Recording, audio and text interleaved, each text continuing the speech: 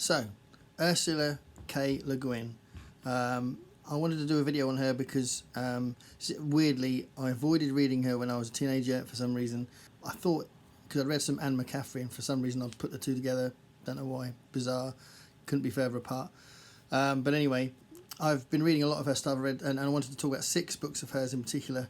But talk about her in general, I thought it'd be a really good idea because it didn't seem... There's some stuff on YouTube about her, but it didn't seem to be that much, and I think she's amazing. But she began writing in 1962 and sort of had a big break in the late 60s. Yeah, she died a few years ago, but she was writing fiction up to the 80s, but her most successful books are kind of like cover a 10-year period-ish from 1968 to about 10 years after that. And the 6 books I'm going to talk about all come from that period. Yeah, Ursula K Le Guin, here we go.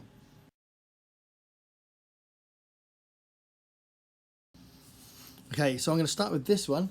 The word for world is forest, because this was the first one I read. It's a very short one, but it's massively powerful. It's very. If you want to like have a little tease into her work, see if you like the way she writes, this is a good start, I think, because it's so short and it's got lots of characteristics that you'll find in her writing as well.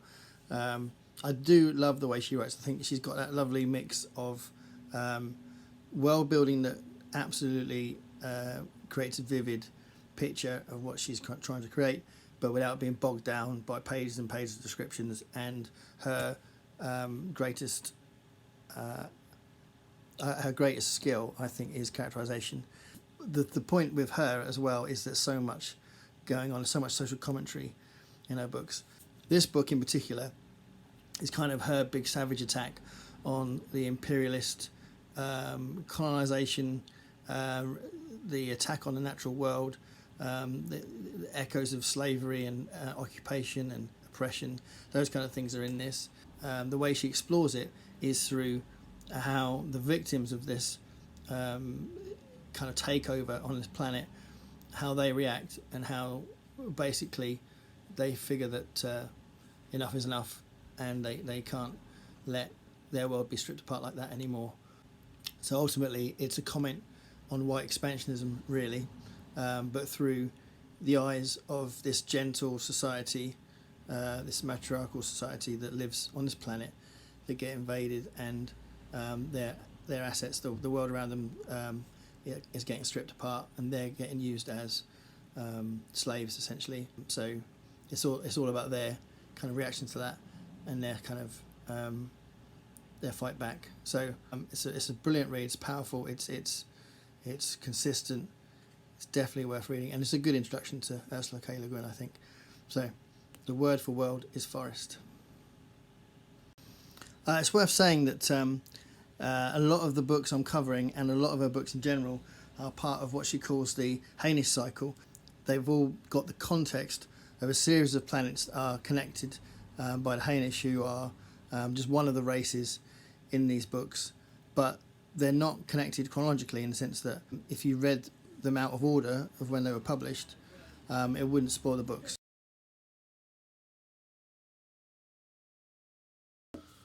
So the next book I'm going to look at, which I think was the second one I read, is The Left Hand of Darkness.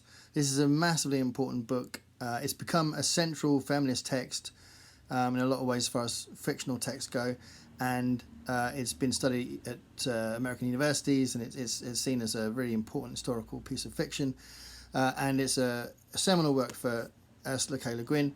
Came out in 1969, and it's had such a massive influence, and a lot of that is because of what the book explores and says and suggests and questions about gender.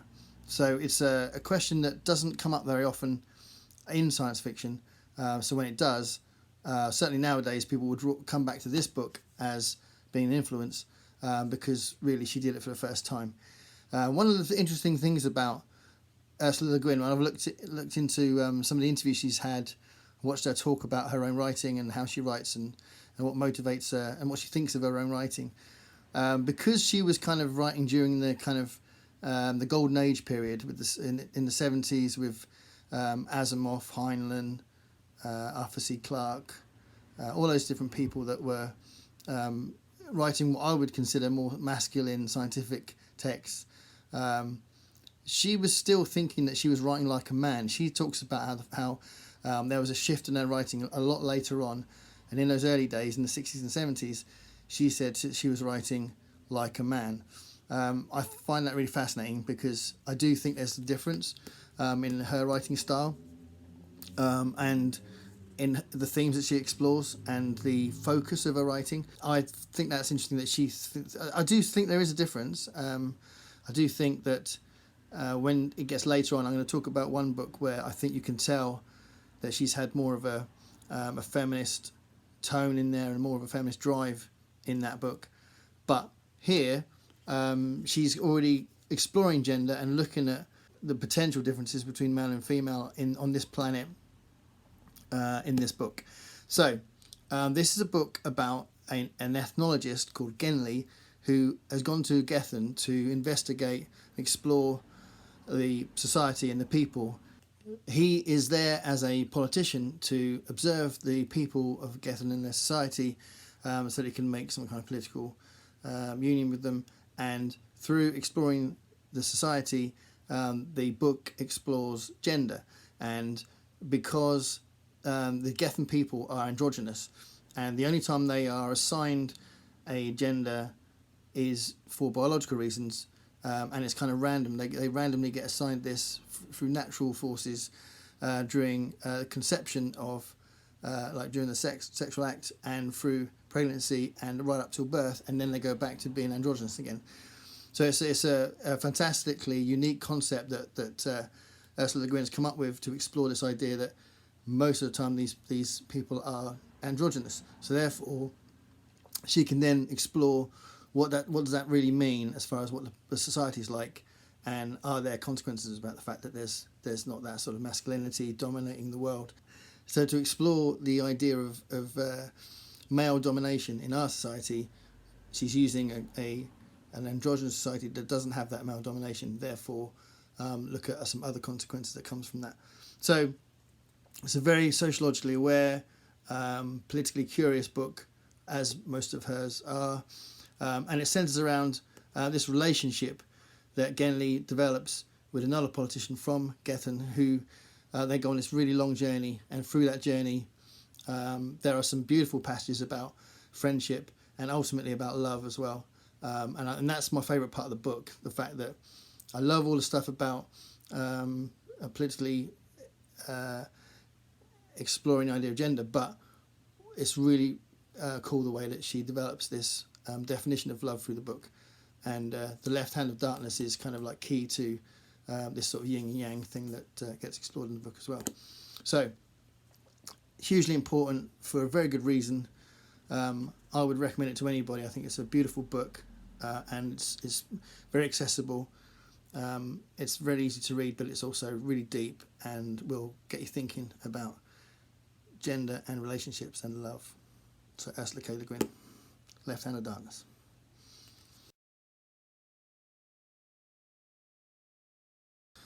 So I'm doing these books in the order that I read them because I kind of sort them out. I read about them or heard people talk about them or heard Ursula Le Guin talk about them and then went to investigate them a bit more.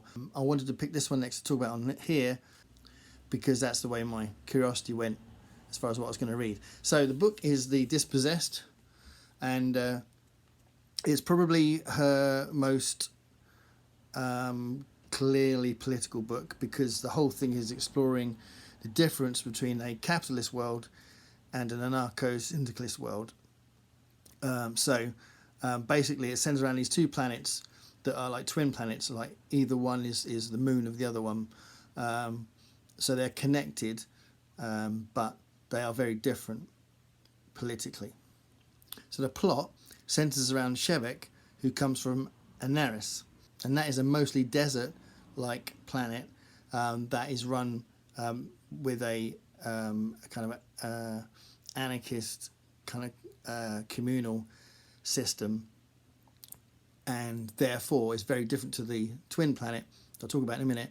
But Shevek is a scientist that is trying to develop the means of instantaneous communication between the two worlds, and therefore also it kind of springs off into a bigger picture with the other planets in the Hainish cycle.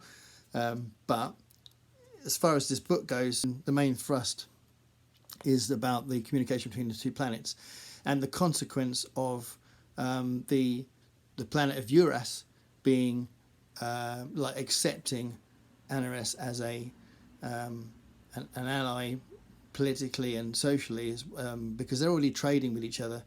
But the idea of it becoming an ally through this instant communication that Shevek is developing, and he's on the brink of getting somewhere with it, but he needs to do more investigation, needs more developments. Therefore, so he goes to Uras to speak to the scientists there and get some help, just that extra little push to get him to that point. But within that, by getting to that planet and working with those scientists, lots of other things happen that get in the way of his investigations, and explores the political side of these two planets being very different. So what you get is an exploration and a discussion through the book by Ursula K Le Guin of the differences between both flawed systems, the capitalist system and the more anarchist communal system, which have got their own issues of freedom and lack of freedom and that kind of thing. I love the fact that because of her own belief system and what she wanted to write, the anarchist, communal, whatever you want to call it, system of Anaris is treated with a lot of respect, and there's a lot of praise given to that kind of belief system, but it's still flawed. But ultimately, the important thing in the book, I think, is about learning from each other's systems, learning from each other's society, tolerance, understanding that there's positive elements to both systems, and that idea that it's all about communication, and the fact that that both systems can learn from each other and learn from their own histories, and Shevek is kind of a conduit between the two. So yeah, some really interesting political discussion in the book, and just a really interesting addition to what I'd already was getting to know about Ursula Le Guin, that she's a very unique voice, I think, in science fiction, because she's exploring these things with these characters that are like catalysts to the subject matter within the book, the discussions within the book. So the Dispossessed, excellent Le Guin book, and this was the third one I'd read by her.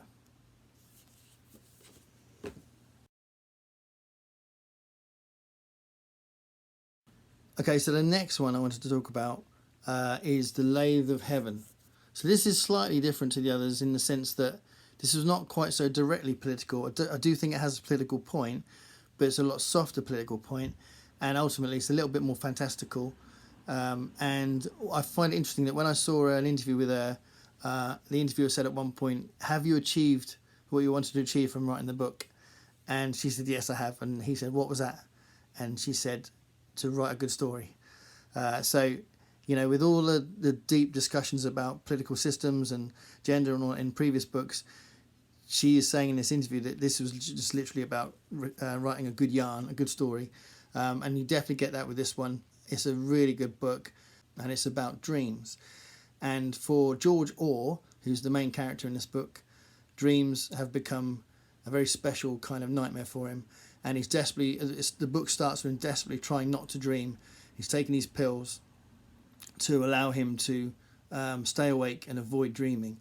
And basically, very quickly in the book, in the first few pages, you realise that his dreams are reality once he wakes up. So whatever he dreams becomes reality. So he's desperately trying not to dream because he doesn't want to change the world, because he's scared of what will happen. So he goes to a psychotherapist, and that psychotherapist basically discovers the truth that it's real, that these dreams become reality, and then basically tries to manipulate George so that he can change the world for the better for him, for the psychotherapist. So he's kind of manipulating George within his dreams so that the world will be better for him. So it's for selfish reasons. The plot develops from there. It's a really good plot. It's very like a lot of her books, or a lot of these books I'm talking about, they're relatively short, so there's not a lot of wasted time kind of going off on different tangents, but it's a really good, nicely plotted book that has a really good conclusion. And basically that idea that the consequence is always worse than what the wish was initially. So it's all that idea that they're always trying to claw back what had happened, and George tries to get rid of the problem. The important message, I think, in the book is that idea of humility, that you can't change your life to the point of changing the whole world, but you can sometimes have an influence on your own life and what you can do. But it's that idea that there are some things you can't change, and it's about understanding sort of you need to have a bit of humility in your life. I think that's kind of the basic, very soft message in there, but it's just a really good book, The Lathe of Heaven, that I'd recommend, especially if you might be more drawn to this, which is a bit more fantastical, than the more seriously political stuff in the previous books I've talked about, and the next book especially. So, The Lathe of Heaven, Ursula K Le Guin.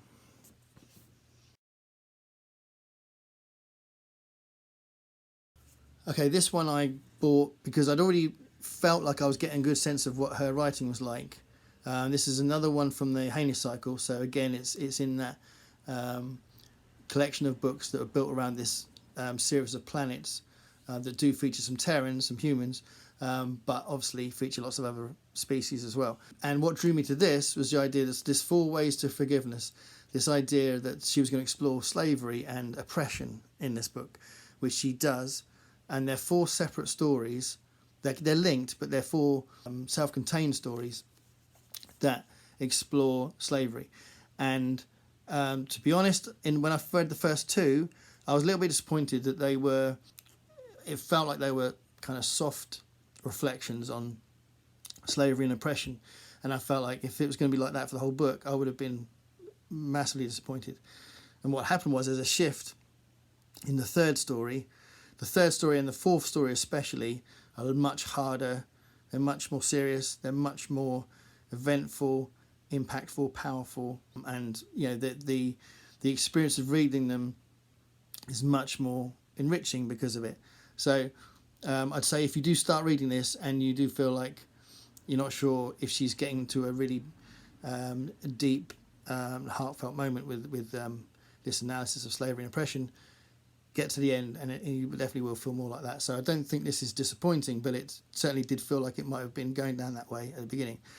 But again, it's another great book by Ursula Le Guin, and in common with some of these other things I've looked at, she's exploring something immensely serious from a liberal standpoint, and looking at how an oppressed society would feel about their occupation and about how to try and either live with it or how to fight back, and some of the consequences in relationships, some of the consequences for their own self-belief and their own feelings of whether they could even succeed in fighting back and that kind of stuff. So yeah, 4 ways to forgiveness. There was another edition with an extra story called 5 ways to forgiveness, but I'm not sure what the other story's like. But this is the one I've got, and those 4 stories, really interesting in the sense they are quite different, but the 3rd and 4th stories are the ones that I think are the most effective ones in this book by a mile. So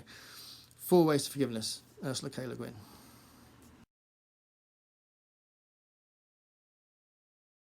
Okay, the last book I'm going to talk about is arguably the most famous one, separate from The Left Hand of Darkness.